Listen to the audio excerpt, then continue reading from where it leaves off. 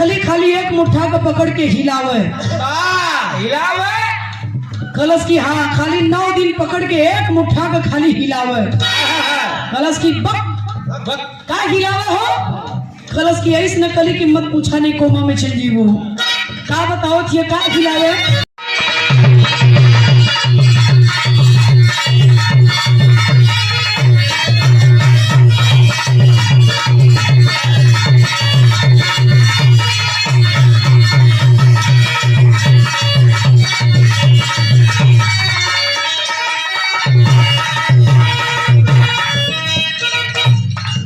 बड़े गीत आजकल मार्केट में बजत बा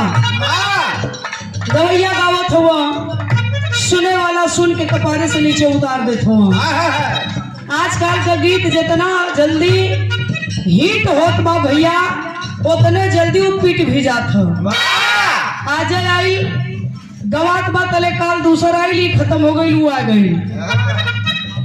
पहले का जमाना दूसर रहल आज का जमाना आधुनिक परिवेश बा कोनो लड़की कहत बे आहो ए नवरात्र में ओकर बियाह भइल रहे नवरात्र रहे सखी सहेली जब ससुरे से आई तो पूछे लगली कि कैसन तोर दुल्हा हुआ कलश की मत पूछा नहीं तो कोमा में चल जीबू जान जीबू तो कलश की काहे कलश की ऐसन दुल्हा मिलल हम ना सोचले रही कि ऐसन दुल्हा मिल जाई अलग कैसन मिलल हो तनी बताओ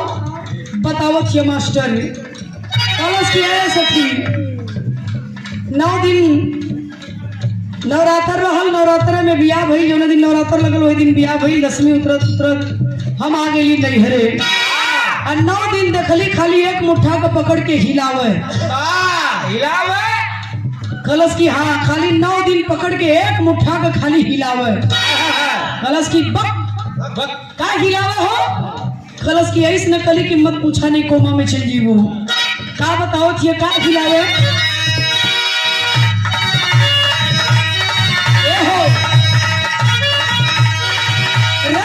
रे सखी रे नावती सखी रे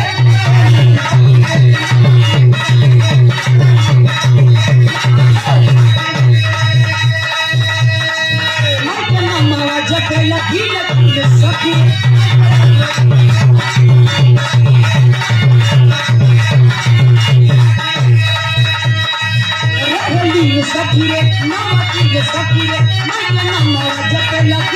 रे सखी रे भोगी में मंदिर के खोले तारी भोगी में मंदिर के खोले तारी सखी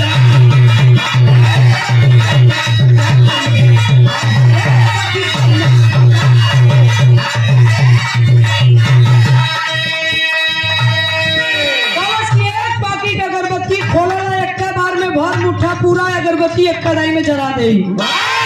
जब ले पूरा उड़ा ना जाए लेके वही पे मालूम पड़ी एक का घोड़े खड़ा है इतना बोर पुजारी से बियाह भला हमार किस्मत तक फूटी न गई ऐसे बढ़िया तो बल्कि कुंवारा रहली है कलश की हो तले दूसर की आ गई कलश की हो तोर का किस्मत फूट गई लेकिन हमार जागल बा कलश की कैसन हमार दुल्हा कैसन वो तनी सुना का बतावे हो सुनर हो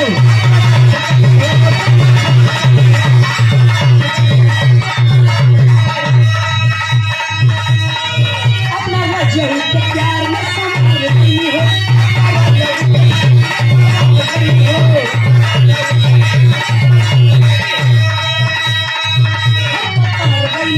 सुनर हो अपना वजह के प्यार में संभल हो खुशी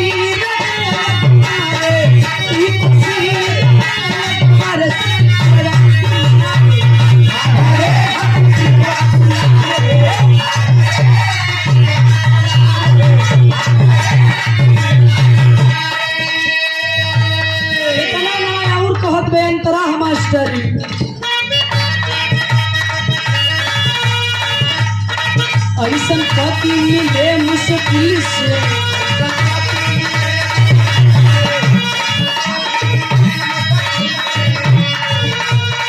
दिल मजा सकती हो दिल से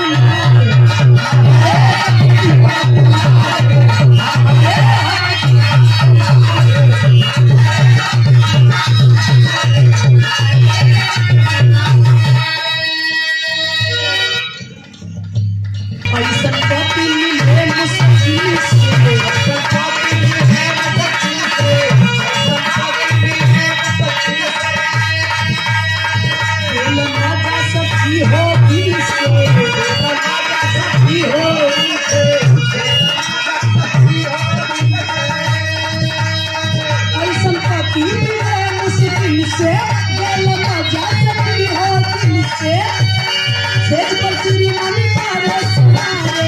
सेज पर तेरी रानी मारे सुनारे, सखी